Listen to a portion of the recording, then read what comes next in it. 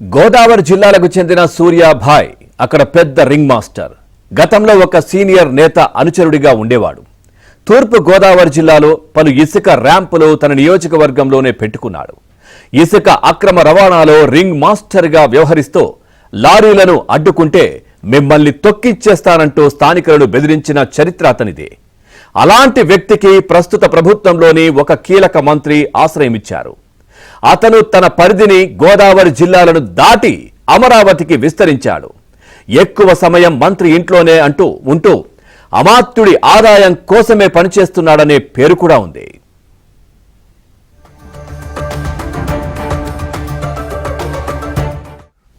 సదరు మంత్రి శాఖకు సంబంధించిన బదిలీలు, సెటిల్మెంట్లను అతనే చూసుకుంటున్నాడు. ఇప్పుడు 50 కోట్ల కొనుగోళ్ల ప్రాజెక్ట్ తాను చెప్పిన వాళ్లకే దక్కేలా చేసేందుకు సూర్యాభాయ్ రంగంలోకి దిగాడు. ఈ డీల్ చేస్తే మంచి లాభం వస్తుందని చెప్పి మంత్రిని ఒప్పించాడు. అదే సమయంలో ఆ శాఖలోని కీలక అధికారికి కూడా ఆఫర్ ఇచ్చాడు. ఆ కొనుగోలు ప్రాజెక్ట్ తమకు ఇవ్వాలని, బాగా కీలకమైన పోస్టింగ్ మీకు ఇప్పిస్తానంటూ బేరం పెట్టుకున్నట్లు తెలుస్తా ఉంది.